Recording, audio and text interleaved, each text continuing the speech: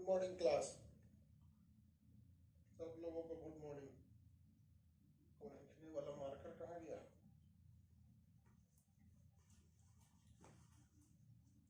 इससे पहले आप लोगों को बंगाल पढ़ाए थे। बंगाल राज्य पढ़ा दिए थे। स्वतंत्र बंगाल की स्थापना मुर्शिद कुली खान ने किया था। इन्होंने बंगाल की राजधानी मुर्शिदाबाद को बनाया था। मुर्शिद कुली खान के बाद सुबह कई शासक आए इसमें, जिसमें कोई खास अलीवर्दी खान हो गए या फिर आपके सिराजुद्दौला हो गए। ये लोग उतना अच्छा शासन नहीं किए। हालांकि सिराजुद्दौला के समय से तो विवाद ही चालू हो गया। आपको याद हो सिराजुद्दौला का सेनापति सिराजुद्दौला सिराजुद्दौला का सेनापति कौन था? मीर जाफर था। मीर जाफर। और यह मीर जाफर ने गद्दारी किया, अंग्रेजों से मिल गया और इसने हरवा दिया। कौन सी लड़ाई? 1757 का प्लासी का युद्ध। इसमें मीर सिराजुद्दौला क्या हो गया था? मारा गया था। याद कीजिए, आपको ये सब पढ़ा दिए थे। सिराजुद्दौला क्या हो गया था? मारा गया था। मीर जाफर के बाद अंग्रेजों ने वापस मीर कासिम को शासक बना दिया, मीर कासिम को नवाब बना दिया। लेकिन मीर कासिम योग्य निकला। इसने दस्तक प्रणाली को समाप्त कर दिया, जो अंग्रेजों को टैक्स में छूट देती थी। इसने मुर्शिदाबाद से राजधानी उठा के कहाँ लेके चला गया? मुंगेर लेके चला गया। इसने गोला बारूद का कारखाना डाल दिया, जिसलिए अंग्रेजों ने मीर कासिम को हटाकर दोबारा मीर जाफर को शासक बना दिया। मीर जाफर को शासक बना दिया। मीर जाफर को क्या बना दिया? वो शासक बना दिया। दोबारा शासक मीर जाफर बन गए। किसी को कोई दिक्कत? कोई दिक्कत नहीं। अब याद कीजिए, मीर जाफर जो बना था तो फिर से हो गया आपका बक्सर का युद्ध। बक्सर का युद्ध कब हुआ? 1764 में। 1764 में 1757 में प्लासी का युद्ध था। इसमें अंग्रेज क्या हो गए? जीत गए। बक्सर के युद्ध में अंग्रेजी सेना का नेतृत्व कौन कर रहा था? बक्सर के युद्ध में अंग्रेजी सेना का नेतृत्व हेक्टर मुनरो कर रहा था, जबकि तिलकुट सेना का नेतृत्व कर रहा था इधर शाह आलम द्वितीय।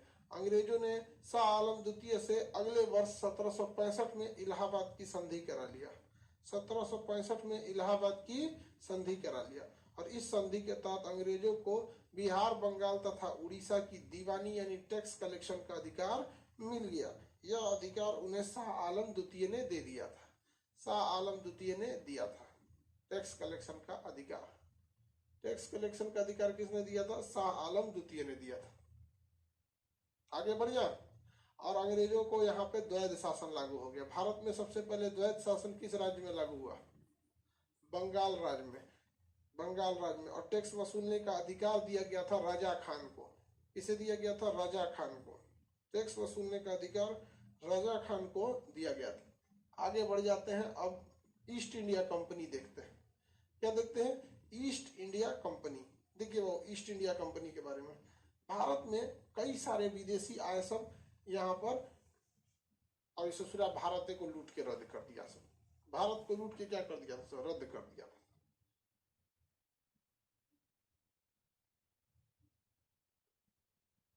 देखो समझिए ध्यान से। इससे पहले बंगाल कंप्लीट हो गया है, कर्नाटक कंप्लीट हो गया है। कर्नाटक में भी आपको थोड़े थोड़े अंग्रेज दिखना चालू हो गए थे सब। कर्नाटक युद्ध में हम आपको बताए थे कि कर्नाटक युद्ध में फ्रांसीसी जीत गए रहते, लेकिन फ्रांसीसी गवर्नर डुप्ले कुछ ज्यादा ही एडवांस बन रहा था। इस चक्कर में फ्रांसिस गवर्नर डुप्ले के चक्कर में हार गए लोग। आगे देखते हैं हम लोग। देखिए ध्यान से। भारत में ऐसा कहा जाता है आप लोग को कि पुर्तगाली आए सब, ये आया, ठीक है पुर्तगाली आया था, सब आए थे सब। लेकिन अगर आप गौर से देखिएगा तो 1498 में वास्को डी गामा आया, पुर्तगाली आए सब, डच आए सब, डेनमार्क वाले आए सब, फ्रांस वाले आए सब, स्पेन वाले आए सब, पुर्तगाल वाले आए सब, इंग्लैंड वाले आए सब, सब आए सब। लेकिन अभी भी तो आ रहे हैं सब। इंडिया एक्चुअली बहुत बड़ा मार्केट है। अगर आपको सामान बेचना है तो आपको बड़े मार्केट की जरूरत पड़ेगी। अगर आपके यहाँ सोचिए कि आपके पास बहुत बड़ा आपका खेत है, खेत में आपने बोया है आलू। आलू अपने गांव में बोइएगा और गांव के दुकान पर बेचिएगा या चौराहे पे बेचिएगा तो आलू बहुत सस्ता बिक जाएगा। लेकिन अगर उसी आलू को आप ले आके पटना बेचिएगा, अहमदाबाद बेचिएगा, दिल्ली में बेचिएगा तो महंगा बिकेगा। तो हर किसान को क्या चाहिए? व्यापार चाहिए, बड़ा व्यापार। लेकिन दूर तक बेच कौन पाता है? बड़े व्यापारी बेच पाते हैं सब, बड़े व्यापारी। तो यूरोप वाले बहुत बड़े बड़े व्यापारी थे सब, इनके पास गोदाम, बहुत बड़ा बड़ा जहाज होता था व्यापार के लिए, इनके पास बड़ी बड़ी जहाजें होती थी। तो इनको चाहिए था किस जगह पे ये जाके बेचे। तो इन्हें बेचने के लिए सबसे बेहतरीन भारत मिला था, क्योंकि ये बहुत बड़ा मार्केट है। आप देखिए ना, गूगल भी तो भारत में आ रहा है, फेसबुक भारत में, टेस्ला आ रहे हैं भारत में कि भैया हम भी यहाँ पे प्लांट लगाएंगे। एप्पल आ गया कि नहीं हो गया? एप्पल कंपनी यहाँ पे आज भी तो सारी कंपनियां इधर आ ही रही हैं सब। समझ में आ गया कि नहीं आ गया? किसी को दिक्कत? तो ऐसा नहीं है कि केवल उस समय आए थे सब। उस समय आने के दो रीजन थे। ये तुर्की जो था ना, उस समय इसका नाम था ऑटोमन साम्राज्य। तुर्की का नाम क्या था? ऑटोमन साम्राज्य। ये ऑटोमन साम्राज्य इतनी तेजी से आगे बढ़ रहा था कि यूरोप वालों को डर हो गया था कि ससुरा कहीं हम जाएंगे कहाँ। ये तुर्की वाले बड़ी खतरनाक मारते थे सब, बहुत भयानक मारधार होता था। तो इसके कारण यहाँ से इस साइड में भागने की भी एक होड़ लग गई थी। तो दो रीजन था, एक भारत व्यापार के लिए बहुत ही प्रसिद्ध था, दूसरा यहाँ मसाले बहुत ज्यादा होते थे यहाँ। इस वजह से एक रीजन था मसाला और व्यापार, दूसरा रीजन ये था कि तुर्की का इतना तेजी से विस्तार हो रहा था कि इन लोगों को नए जमीन की तलाश की जरूरत थी। इसमें सबसे आगे आए सब पुर्तगाल और स्पेन वाले, ये दो ठो खोजने वाले बहुत तेजी से आए सब। दुनिया में सबसे ज्यादा खोज इन्हीं ने किया था, स्पेन और पुर्तगाल वाला, क्योंकि यहाँ का राजा खर्च खुद उठाता था। अगर कोई विदेश में जाता था कई नई जगह की खोज करने के लिए, जैसे पुर्तगाल से आया था वास्को डी गामा, तो उसका खर्चा राजा दिया था वहां का। तो वहां की सरकार जो है वो काफी बढ़ावा देती थी। समझ में आ गया कि नहीं आ गया?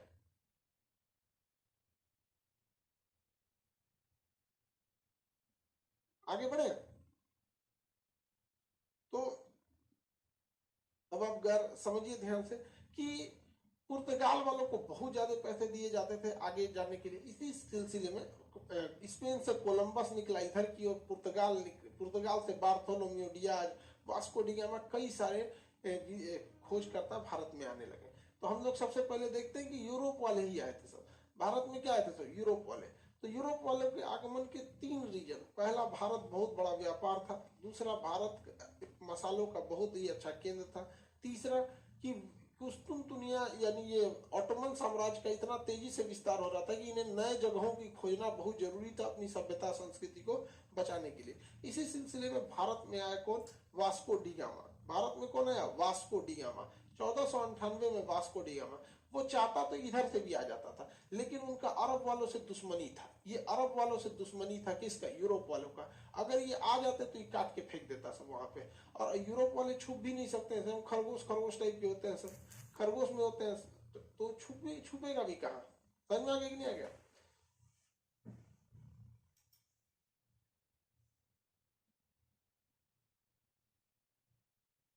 तो यूरोप वाले बताइए इस रास्ते आ सकते थे? पहले समझो भाव, पढ़ो, उसके बाद बतियाना। खोजता है सब कि क्लसवा रोक के खूब बतियाए इनसे उससे।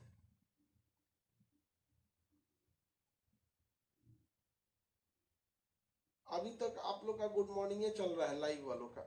एक बार हो गया हो गया। इंग्लिश मीडियम का बैच आपको 2 दिन के अंदर अंदर आ जाएगा। यूपीएससी इंग्लिश मीडियम का बैच भी आपको कर देंगे लाइव। देख बबुआ लोग, हम लोग के पास 3 सर्वर है, जिसमें तुम लोग कल का एक उड़ा दिया है। आज देख रहे हो हमको थोड़ा सा उदास लग रहे हैं। हम बहुत खुश थे कि आज से जो हमारा सर्वर अब तो बहुत एक्सपीरियंस हो गया है। 2-2.5 साल से हमको लाइव ऑनलाइन का बहुत हमको कॉन्फिडेंस था, कल का कॉन्फिडेंस हिला दिया सब। हम लोग रात को लगभग 3:30 बजे तक स्टेबल कर रहे थे सर्वर को। किसी को हम लोग बाहर तक बताए नहीं, उड़ा के रख दिया वहां पे। हमारा पूरा कॉन्फिडेंस खत्म कर दिया सब। हमको लगा था कुछ नहीं होगा, बढ़िया मजबूत सर्वर है, 3-3 रखे, एक ठो उड़ा दिया है सब रात में का। अब देखिए कब तक स्टेबल होता है। आज तक एक दिन लग ही जाता है उसमें। एकदम मतलब एकदम, मतलब क्या ही बताया जाए, किसी को बताया भी नहीं कि अभी तो हम खुद ही नहीं बोले हैं यूट्यूब पर।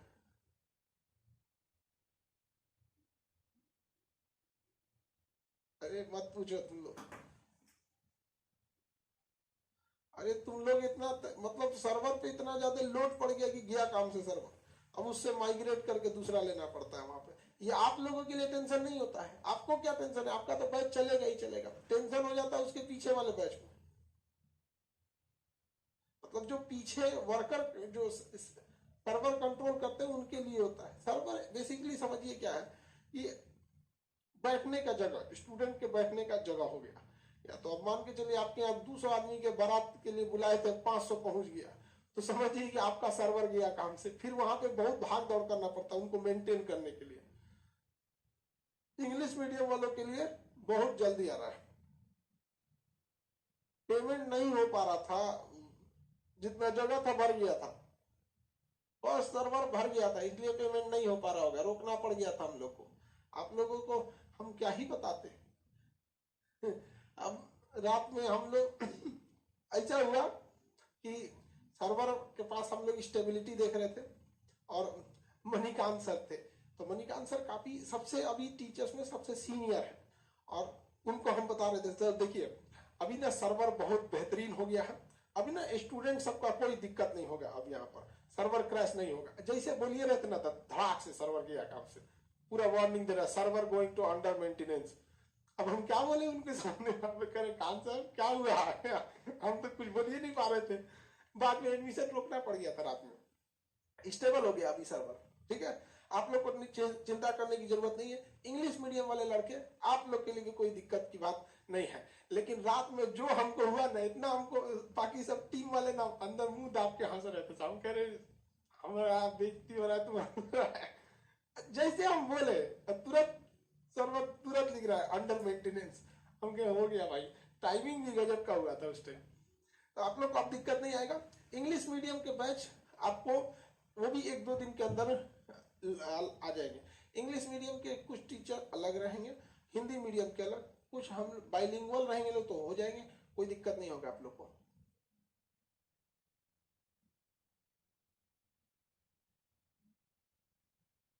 चलिए अब स्टार्ट करते हैं हम लोग। चलो अब ध्यान से देखो, तो यहां से कौन आ गया बाबू, पुर्तगाल से वास्को डिगामा आया और सीधे पहुंच गया भारत में। यहाँ पूछते पाछते पहुंचा था, ये ज्योग्राफी में क्लास होगा कि कैसे कैसे यहाँ तक पहुंचा था। वास्को डिगामा सबसे पहले अफ्रीका के पास पहुंचा था, क्योंकि वास्को डिगामा से पहले ही पुर्तगाल का एक नाविक था जिसका नाम था बार्थोलोमियो डियाज, वो अफ्रीका साउथ अफ्रीका पहुंच गया था। बार्थोलोमियो डियाज जो था वो साउथ अफ्रीका पहुंच गया।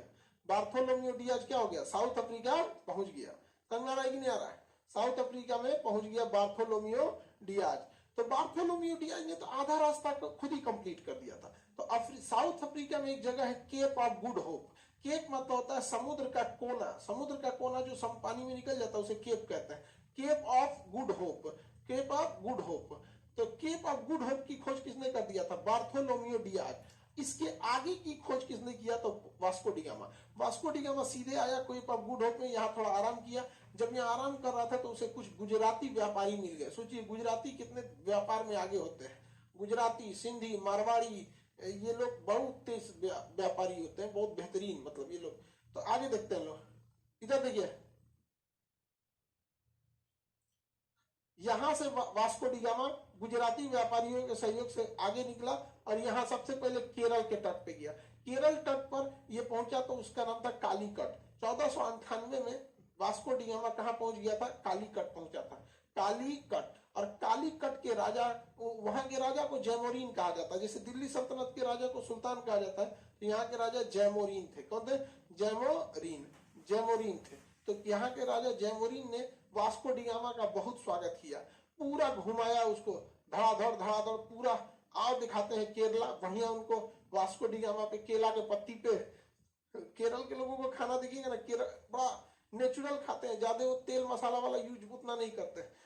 नारियल की चटनी रहेगी उनका, केले के पत्ते पे खाएंगे, काफी मतलब वो एकदम नेचुरल तरीके से उसको खिलाएं। वास्को डिगामा पूरा खुश हो गया और पूरा वास्को डिगामा भी बताया कि हमारा पुर्तगाल ऐसे से, वास्को डिगामा टाई हुई लगा के आया था एकदम बढ़िया।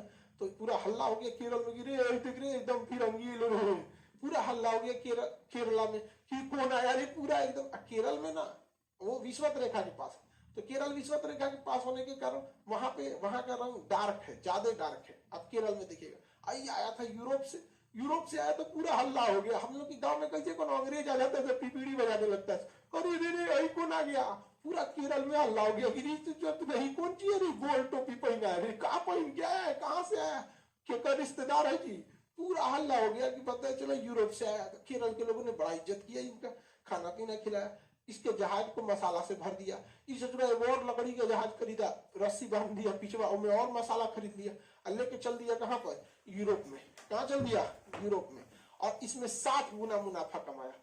भाई सब मुनाफा इससे ज्यादा हो ही नहीं सकता। मुनाफा लोग कितना कमाते हैं, 10%, 20%। आप सामान खरीद के लाइएगा 100 रुपए का, हो सकता है कि आप उस 100 रुपए को बेच देंगे 120 रुपए में। इससे ज्यादा कितना, 20% का मुनाफा कमाएंगे। वहां से सूरा 6000% का मुनाफा कमा दिया, 6000% का। सोचिए 60 गुना मुनाफा कमा रहा है,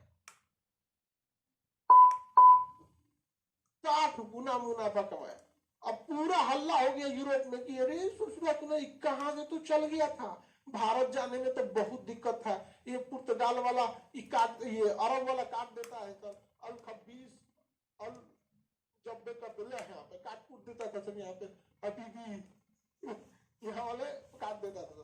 तो यूरोप इधर से नहीं आ सकते थे, तो पूरा हल्ला हो गया। तो इधर से गया था नहीं, तो जो है इधर से गया था, अरे किधर से गया था, तो पता चल गया इधर से आया। तो 1498 में आया वास्को डी गामा, अब फिर आया 1502 में।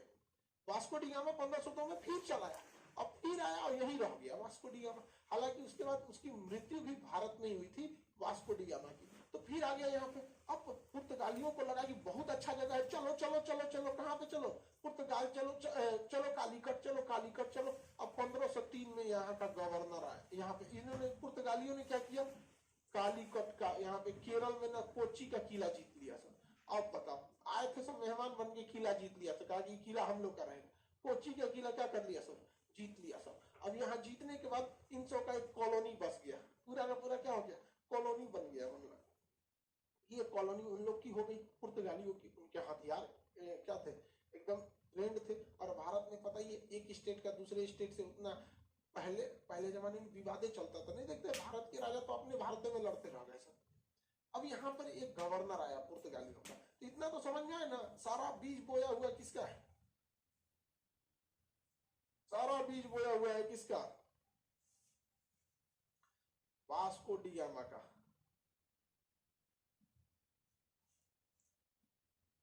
अगर उसी समय से सूर्य पता रहता कि इतना खचरा है, तो वास्को डी गामा के नारियल के पेड़ में बांध के मारा रहता, समझ कोनो यूरोप वाला नहीं आता। हम लोग को क्या लगा कि इसने वास्को डी गामा जाके हल्ला कर देगा, हल्ला कर दिया था वास्को डी गामा। जैसे वास्को डी गामा हल्ला किया, स्पेन वाला आ गया, फ्रांस वाला आ गया, इंग्लैंड वाला आ गया, डच सब चले गए सब, ये हॉलैंड वाले डच सब आ गए सब, और सब आके भारत को मारा, सब रद्द करके रख दिया, पूरी तरह तबाह कर दिया। नहीं तो आप ही बताइए, अगर हम लोग को ये जरा भी आभास हो जाता कि वास्को डी गामा जाके हल्ला करेगा, उधर से सब चलाएंगे, मार के आदमी उघारे भेजा रहता वास्को डी गामा के, जाओ यहाँ पे जाके यूरोप वाले से कहता मत जा भाई यहाँ पर, ये तो इससे भी खतरनाक है सर, बहुत खतरनाक है। इसको बिहार में ले आना चाहिए था वास्को डी गामा को, कितना ने चिढ़ा देता है, रे उजर का खरगोश, ऐसे नौकरिया के रद्द कर देते, जाइए नहीं पाता वहां पे, पूरा तरह से बर्बाद कर देता है। आगे बढ़े तो चलिए अब देखते हैं ईस्ट इंडिया कंपनी वगैरह कैसे कैसे आए सब, ठीक है। तो आप लोग को इतना समझ में आ गया, वास्को डी गामा ने भारत की खोज नहीं किया था, बल्कि उसको अरब होके आने में दिक्कत होता था, क्योंकि यहाँ से उनका विवाद था, तो समुद्र रास्ते से खोज किया था।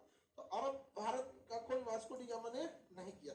उससे पहले वास्को डी गामा से पहले दिल्ली सल्तनत आ चुकी है, उससे पहले ये क्या नाम है, मोहम्मद गोरी, महमूद गजनवी, ये सब कब का आके चल गया है सब यहाँ, बताइए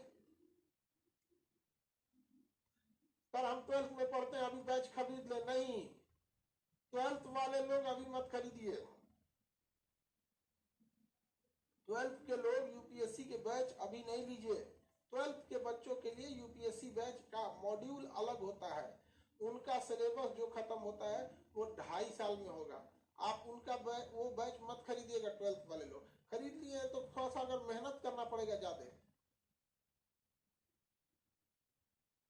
आगे बढ़ जाते हैं सर, हम खरीद नहीं पा रहे हैं, सर्वर पे रोक दिया गया अभी। तुम लोग एक ही बार में से एडमिशन ले लोगे तो सर्वर नहीं डाउन हो जाता है। अभी हम किसी को बताए भी नहीं, यूट्यूब पर लग जा रहा है, हम लोग को नहीं बताया, हम क्या बताए बाबू,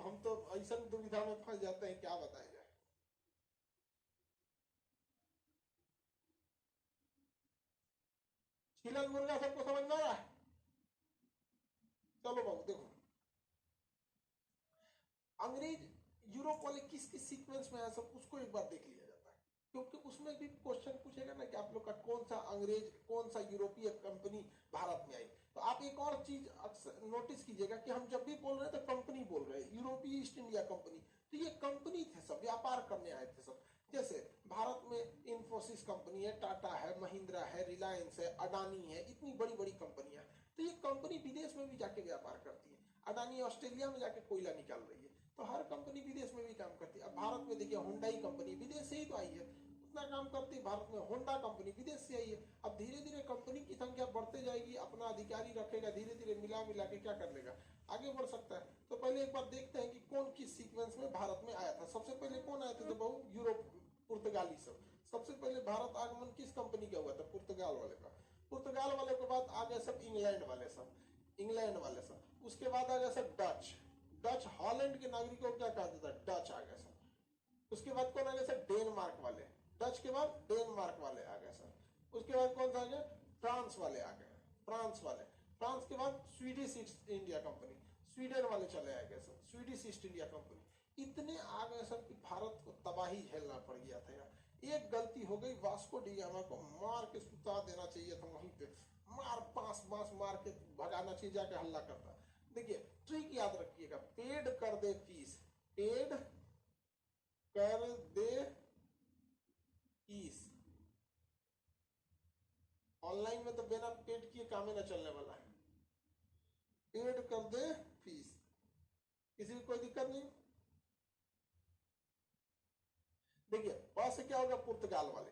भारत में सबसे पहले कौन आया था? पुर्तगाली, पुर्तगाली। भारत में सबसे पहले कौन आया? पुर्तगाली आया। भारत में सबसे पहले पुर्तगाली आ गए, किसी को कोई दिक्कत नहीं है यहाँ पर। सबसे पहले पुर्तगाली आए। तो देखिए ध्यान से, पुर्तगाली के बाद कौन आए सर? इसे इंग्लैंड वाले। कौन थे? इंग्लैंड वाले। हम इंग्लैंड को सबसे लास्ट में बताएंगे, क्योंकि इंग्लैंड वालों ने बहुत लंबे समय तक रह गए सब, इसलिए इंग्लैंड की चर्चा थोड़ी सी लास्ट में करेंगे। पहले पुर्तगाल देख लेंगे, फिर डच देख लेंगे, ठीक है। कर से कुछ नहीं होता है। उसके बाद Denmark, Denmark, Denmark east India company. फ से कौन आ गया सर? फ्रांस वाले, फ्रांस। उसके साथ से स्वीडन, स्वीडन। स्वीडन के बारे में तो कुछ पढ़ना ही नहीं है, इन लोगों ने कुछ खास काम ही नहीं किया था। पहला देखते हैं किसके बारे में? पुर्तगाल वाले के बाद। पुर्तगाल के बाद पढ़ना किसका चाहिए? इंग्लैंड वालों का। लेकिन इंग्लैंड वालों ने भारत आए कंपनी की तरह और राज कर गए सब देश की तरह, इसलिए इनको तो 1947 तक पढ़ना है। तो पहले इन लोग का सीक्वेंस हटा देते हैं, फिर इंग्लैंड के बारे में आराम से पढ़ते रहते हैं। पुर्तगाली ईस्ट इंडिया कंपनी कौन था? पुर्तगाली ईस्ट इंडिया कंपनी। ट्रिक क्या हो जाएगा? पेड कर दे फीस। ट्रिक क्या हो जाएगा? पेड कर दे फीस, पेड कर दे फीस।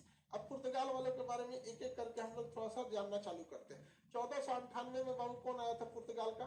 1498 में वास्को डी गामा आया था। 1502 में वास्को डी गामा दोबारा आया। 1503 में इन्होंने कोची का किला जीत लिया। 1505 ईस्वी में आया था Almora, Francis de Almora, Almora, Francis de Almora.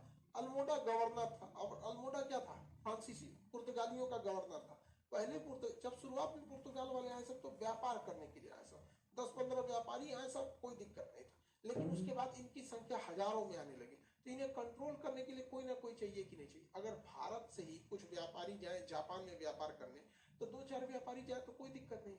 2-3 हजार अगर व्यापारी चले जाते हैं जापान में व्यापार करने के लिए, तो वहां कोई ना कोई अधिकारी भेजना पड़ेगा। तो भारत सरकार आज भी भेजती है, नाम होता है राजदूत। आप देखिएगा भारत का राजदूत विदेश में भी है, सऊदी अरब में भी है, यूएई में भी है, हर जगह में देखेंगे भारत का राजदूत बन के जाएगा वहां पे। तो वहां पे नियम कानून के हिसाब से काम करता है। ये ससुरे जो थे ये राजदूत बन के आए थे सब। इनका नाम था गवर्नर जनरल। क्या थे? गवर्नर। तो बताइए पुर्तगाल का पहला गवर्नर फ्रांसिस डी अल्मोडा था, तो जिसे आप शॉर्टकट में अल्मोडा याद रखिएगा। फ्रांसिस डी अल्मोडा था, अल्मोडा, फ्रांसिस डी अल्मोडा था। तो अल्मोडा जो था ये, इसको लगा कि भारत पे अगर कब्जा करना है या यूरोप इस एशिया महाद्वीप के साइड में कब्जा करना है इस एरिया में, तो सबसे जरूरी चीज है कि हमारे पास एक मजबूत नौसेना रहनी चाहिए। मजबूत नौसेना नहीं रहेगी तो आप भारत को कंट्रोल नहीं कर पाएंगे। इसलिए इसकी दूरदर्शिता बहुत अच्छी थी, इसकी दूरदर्शिता बहुत ही अच्छी थी। इसकी फ्रांसिस डी अल्मोडा की। इसलिए इसने एक पॉलिसी बनाया, blue water policy. Blue water policy, इसके तहत इसे क्या करना पड़ा, अपनी नौसेना को मजबूत करने लगा। ब्लू ओशियन पॉलिसी या ब्लू वाटर पॉलिसी, इसके तहत ब्लू, वो कुछ भी दे देगा, ब्लू ओशियन भी लिख सकता है, ब्लू वाटर भी। ब्लू का मतलब होता है गहरा पानी, ब्लू वाटर का मतलब होता है गहरा पानी। तो मजबूत नौसेना ही बहुत ज्यादा गहराई में जा सकती है, मजबूत नौसेना ही बहुत ज्यादा गहराई में जा सकती है। तो ब्लू ओशियन पॉलिसी किसने बनाया था, फ्रांसिस डी अल्मोडा ने। शॉर्टकट में से क्या कह सकते हैं, अल्मोडा। लेकिन अल्मोडा नौसेना को बनाने में इतना व्यस्त हो गया कि यह भारत पर ज्यादा ध्यान नहीं दे पाया, भारत के आंतरिक मामले में ज्यादा ध्यान नहीं दे पाया। इसलिए अल्मोडा को भारत का, पुर्तगाल का वास्तविक गवर्नर नहीं माना जाता है, वास्तविक गवर्नर नहीं माना जाता है। आगे बढ़े, बताइए पहला पुर्तगाली गवर्नर का नाम बोलिए, पहला पुर्तगाली गवर्नर, फटाफट नाम बोलेंगे लोग। पहला पुर्तगाली गवर्नर फ्रांसिस डी अल्मोडा। आप चुपचाप अल्मोडा भी बोलेंगे तो चलेगा, अल्मोडा भी बोलेंगे तो चलेगा। अब 1509 में आया, डेट याद, वसी वाला ससुरा का याद रखिएगा, 1498 वाला वास्को डी गामा आया था। बाकी ये सब नहीं, दोबारा कब आया था भी याद रखिएगा, ये सब तो इतना नहीं याद रहेगा तो चलेगा। अल्बुकर्क आया, अल्बुकर्क, अल्बुकर्क। अल्बुकर्क ने कहा कि देख भैया, ब्लू ओशियन पॉलिसी तो होते रहेगी, वो तो होना चाहिए, मजबूत नौसेना होनी चाहिए, लेकिन भारत के आंतरिक मामलों को भी बताना बहुत ज्यादा जरूरी है, आंतरिक मामलों को भी जानना जरूरी है। इन्होंने गोवा को जीत लिया, बीजापुर के शासक से क्या जीत लिया था, पुर्तगालियों ने गोवा जीत लिया, पुर्तगालियों ने क्या जीत लिया, गोवा जीत लिया। और इसने अगल बगल के साम्राज्य को कब्जा करना चालू किया, किसने, अल्बुकर्क ने, अल्बुकर्क ने, अल्बुकर्क अगल बगल के क्षेत्र को कब्जा करना चालू किया, क्योंकि ताकि एक बेहतरीन पुर्तगाली साम्राज्य को यहाँ स्थापित किया जा सके। इसने कृष्णदेवराय से भी अच्छा संबंध स्थापित किया था। जब कृष्णदेवराय पढ़ा रहे थे तो याद कीजिए, आपको बताए थे पुर्तगाली गवर्नर अल्बुकर्क के बारे में, इसने कृष्णदेवराय से भी अच्छा संबंध को स्थापित कर दिया था। किसने, अल्बुकर्क ने। अल्बुकर्क को ही भारत में पुर्तगालियों का वास्तविक संस्थापक कहा जाता है। हालांकि पहला गवर्नर कौन आया था, अल्मोडा, इस ससुरा नौसेना पे ही ज्यादा ध्यान दे दिया। अल्बुकर्क आया तो अगल बगल के चीजों को जीतने पे ध्यान दिया, गोवा को जीतने पे ध्यान दिया, बीजापुर पे ध्यान दिया, कृष्णदेवराय से अच्छा संबंध स्थापित किया, यहाँ पुर्तगालियों की संख्या बढ़ाया। पुर्तगालियों की संख्या बढ़ाने के लिए उन्हें कहा कि तुम भारत की महिलाओं से शादी करो, तो पुर्तगालियों ने भारत में आके भारतीय महिलाओं से शादी करना चालू किया, ताकि पुर्तगाल वालों की संख्या बढ़ सके।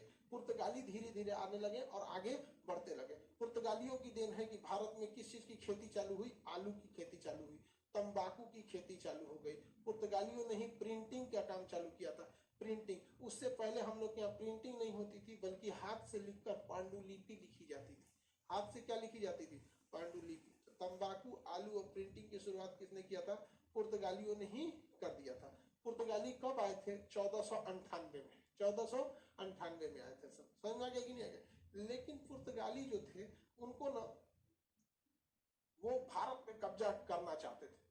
पुर्तगाल वाले किस पे कब्जा करना चाहते थे, भारत पे। और इंग्लैंड वाले भी कहाँ कब्जा करना चाहते थे, भारत पे, भारत पे कब्जा करना चाहते। अब आप अपने मन से सोच के देखिए, क्या इंग्लैंड और पुर्तगाल के बीच में इस बात के लिए विवाद नहीं हो जाएगा, इन दोनों के बीच में आपस में विवाद हो जाएगा। पुर्तगाल सोचेगा ज्यादा से ज्यादा हम कब्जा कर लें, इंग्लैंड सोचेगा ज्यादा से ज्यादा हम कब्जा कर लें। ऐसा विवाद हुआ भी था, याद कीजिए, फ्रांस और ब्रिटेन के साथ होगा विवाद, पक्का विवाद होगा, और ये विवाद हुआ भी था। लेकिन विवाद सलट ली एक तो महारानी ने, कैथरीन ने विवाह कर लिया पुर्तगाली राजकुमारी का विवाह हो गया किसके साथ, इंग्लैंड के राजा के साथ। कैथरीन का विवाह हो गया इंग्लैंड के राजा के साथ।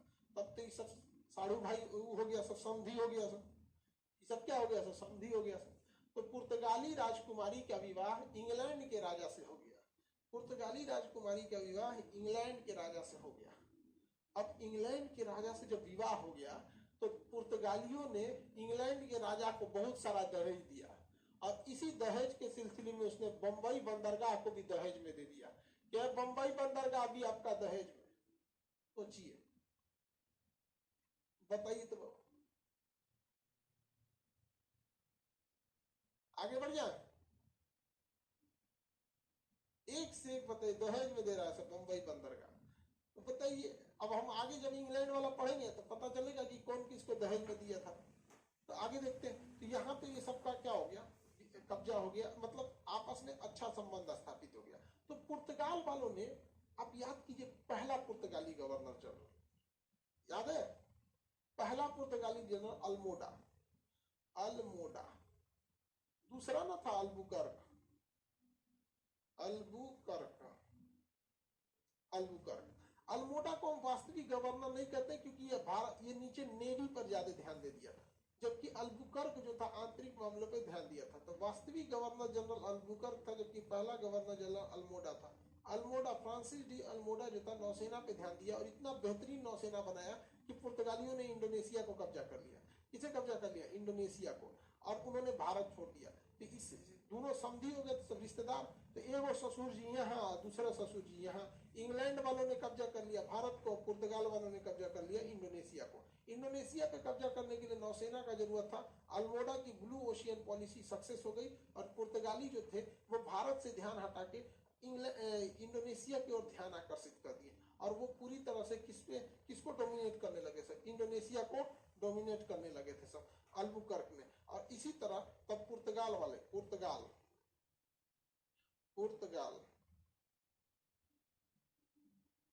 ये पुर्तगाल वाले जो थे इंडिया से किधर की ओर शिफ्ट हो गए सब? इंडोनेशिया की ओर। इंडिया से इंडोनेशिया, इंडिया से किधर शिफ्ट हो गए सब? इंडोनेशिया की ओर शिफ्ट हो गए सब। पुर्तगाल वाले इंडिया से इंडोनेशिया की ओर शिफ्ट हो गए सब। लेकिन इन्होंने कुछ जगहों को खाली नहीं किया था, जैसे बेसिकली गोवा को इस सब पिटा के खाली किया सब। कब? 1961 में। 1961 में ऑपरेशन विजय, ऑपरेशन विजय। कारगिल का भी क्या था? ऑपरेशन विजय था। अब गोवा से भी भगाया गया इन सबको, ऑपरेशन विजय कहता। देश आजाद हो गया 1947 में, देश आजाद हो गया 1947 में। पुर्तगालियों वालों का अलग ही लॉजिक था। जब देश आजाद हुआ, देखो संपूर्ण देश आजाद हो गया 1947 में, ठीक है। अब यहां पे है गोवा। पुर्तगाल वाला गोवा को खाली ही नहीं कर रहा था, कह रहा था कि गोवा पर तो पुर्तगाल का न कब्जा है, आपको तो आजादी इंग्लैंड वालों से मिली, हमारे ससुर जी से मिली है, तो इंग्लैंड वाला समझे हम आपको आजाद करने नहीं देंगे। तो गोवा पर 1947 में तिरंगा झंडा नहीं लहराया गया था। 15 साल बाद 1961 में भारतीय नौसेना ने इसे चारों ओर से घेर लिया, थल सेना ने इसे चारों ओर से घेर लिया। तो थल सेना, वायुसेना से गोवा चारों ओर से घिर गया। ऊपर वायुसेना के विमान मंडराने लगे और तब पुर्तगाल ने कहा कि ठीक है हम यहाँ से जा रहे हैं। तो फाइनली पुर्तगाल वापस यहाँ से गया है 1961 में। 1961 में सबसे बाद में गया है। अब जरा सोच के देखिए, ससुरा पुर्तगाल वाले आए कब थे सर? हाँ, पुर्तगाल वाले 1498 में, 1498 में गए हैं सब कब? 1961 में। तो सबसे पहले आया और सबसे बाद में गया, सबसे पहले आया और सबसे बाद में गया। कौन? पुर्तगाल वाले। पुर्तगाल वाले सबसे पहले आए थे सब और सबसे बाद में गए सब, याद रहेगा ना?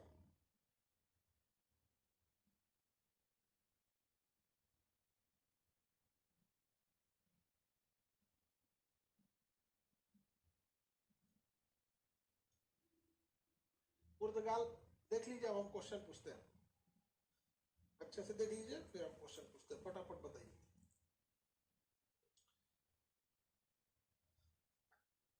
भारत में पुर्तगालियों का वास्तविक गवर्नर किसे माना जाता है? वास्तविक गवर्नर अल्बुकर्क को, वेरी गुड। जबकि पहला गवर्नर किसे कहते हैं? पहला गवर्नर अल्मोडा था, पहला गवर्नर अल्मोडा था।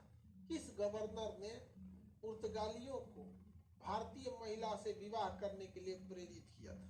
इस गवर्नर ने भारतीय महिलाओं से पुर्तगालियों को विवाह करने के लिए प्रेरित किया था। अल्बुकर्क ने किया था। अल्बुकर्क का विजयनगर के किस शासक से अच्छा संबंध था? अल्बुकर्क का विजयनगर के किस शासक से अच्छा संबंध था? वेरी गुड, कृष्णदेव राय।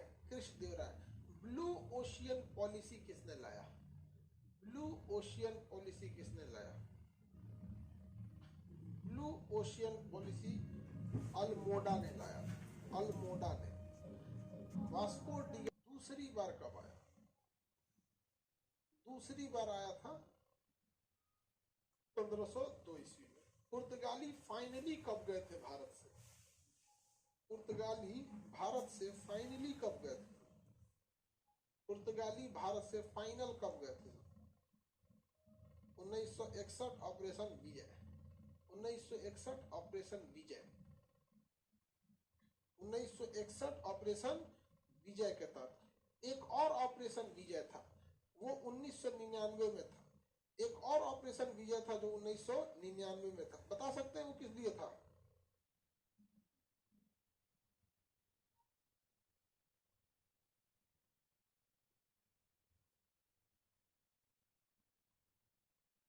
कारगिल वाला था। कारगिल वाला 1999 वाला। पुर्तगालियों का वास्तविक गवर्नर किसे माना जाता है? अल्बुकर्क को, जिसने बीजापुर के शासक से क्या जीत लिया था? गोवा जीत लिया था। बीजापुर के शासक से क्या जीत लिया? गोवा जीत लिया। चलिए अब आगे बढ़ते हैं। मेरी ओर अब ध्यान से देखिए लोग। ये तो हो गए भैया पुर्तगाल वाले। इतना पुर्तगाल वाले चूंकि भारत में क्या बन गया, क्या है ये नहीं रहा।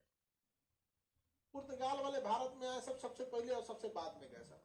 अब हमको इंग्लैंड पढ़ाना चाहिए आपको, लेकिन अभी हम इंग्लैंड नहीं पढ़ेंगे, इसको सबसे बाद में पढ़ेंगे। क्योंकि जहां इंग्लैंड में घुसेंगे खत्म होगा लॉर्ड माउंटबेटन पे आके आजादी से। उससे अच्छा डच चालू कर देते हैं। क्या चालू करते हैं? डच। 1502 में Dutch India east India company की स्थापना होती है। 1504 ईस्वी में आते आते इसने भारत में सबसे पहले मछलीपट्टनम में अपने पहला केंद्र डाला था। पुर्तगालियों ने कहा सबसे पहले आए थे? कालीकट में। पुर्तगाली सबसे पहले कहाँ है? कालीकट में। अब कोची का किला जीत लिए सब। कालीकट में आए सब। और कौन सा किला जीता सब? कोची का किला। कोची का किला। कोची का किला। इन्होंने सबसे पहला अपना गोदाम कहाँ बनाया था? पुर्तगालियों ने कोची में बनाया था। कहाँ बनाया था? कोची में बनाया था। अब डच को देखते हैं, ध्यान से समझिएगा। डच में आपको ये चीज याद रखना है। पहला डचों ने अपना पहला कारखाना मछलीपट्टनम कहाँ पर है? आंध्र प्रदेश में। मछलीपट्टनम आंध्र प्रदेश में। तो बताइए डचों ने अपना पहला व्यापारिक केंद्र कहाँ बनाया? मछलीपट्टनम में। कहाँ बनाया? मछलीपट्टनम में। अब फिर वही बात हो गई। विवाद तो यहाँ भी होगा। क्यों होगा? क्योंकि इंग्लैंड भी इसी में आ चुका है, फ्रांस भी इसमें आ चुका है, डच भी आ चुके हैं। पुर्तगाल वालों से तो शादी हो गया, इंग्लैंड वालों का तो कोई दिक्कत नहीं था। आपस में तो विवाद होगा। तो इंग्लैंड नहीं चाहता था कि दूसरी कंपनियां भारत में आके बढ़े, इसलिए इंग्लैंड ने डच से युद्ध करना चालू किया।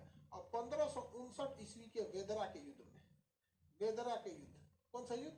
वेदरा का युद्ध। इस वेदरा के युद्ध में इंग्लैंड वालों ने किसे हरा दिया? इंग्लैंड वालों ने हरा दिया किसे? डचों को। और डच यहां से हार गए और डच यहां से चले गए। डच हारने के बाद डच यहां से क्या हो गए? चले गए। दो चीज याद रखिएगा कि पहला डचों का पहला कारखाना कहां था? मछलीपट्टनम में। डचों का पहला कारखाना मछलीपट्टनम में। डच अभी विस्तार कर ही रहे थे कि 1759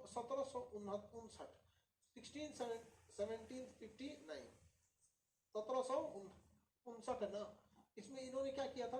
डचों को पूरी तरह से पराजित कर दिया। अब आप देखिए स्थिति, अब आपको कुछ हद तक क्लियर हो रही होगी कैसे भारत की परिस्थितियां जो थी वो इंग्लैंड के फेवर में जा रही थी। आप अगर गहराई से सोच के देखिए तो ब्रिटिश ईस्ट इंडिया कंपनी के फेवर में कैसे जा रहा था। इंग्लैंड का रिश्तेदार हो गया पुर्तगाल वाला, तो पुर्तगाल से टेंशन खत्म हो गया। इंग्लैंड ने हरा दिया डच को वेदरा के युद्ध में, इसलिए डच का काम खत्म हो गया। याद कीजिए 1560 में जस्ट इसके एक साल बाद वाडिवास का युद्ध हुआ था। कितने लोग बता सकते हैं वाडिवास के युद्ध में इंग्लैंड ने किसे हराया था?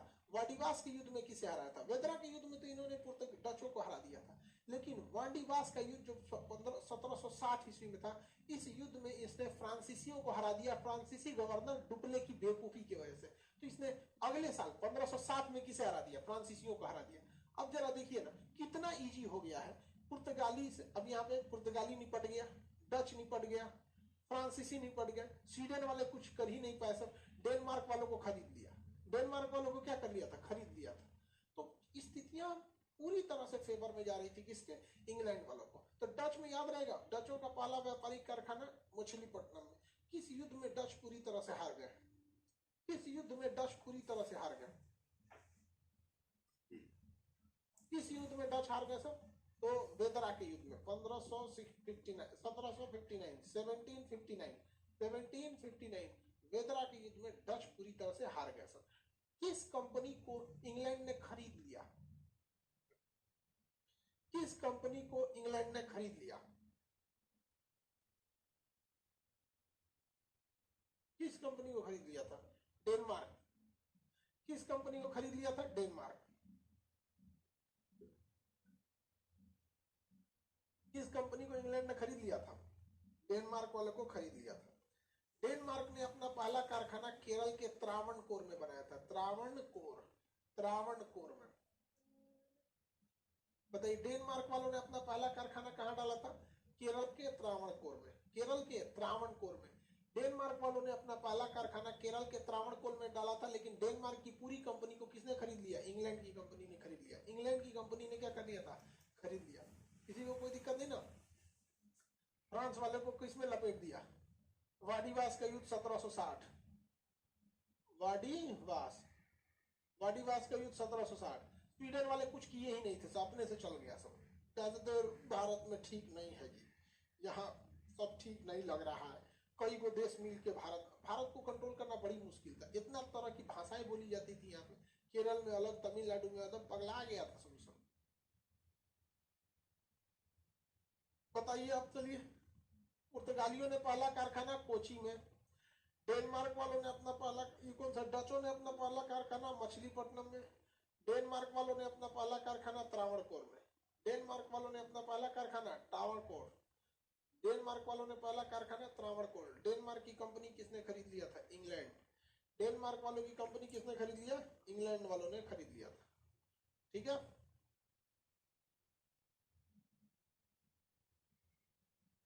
चलिए इतना समझ में आ गया। अब नेक्स्ट क्लास आपको कल समझा देंगे, मतलब मंडे को। नेक्स्ट क्लास अब आपको मंडे को समझा देंगे, इंग्लैंड के बारे में, इंग्लैंड और फ्रांस बता देंगे। आज के लिए इतना ही।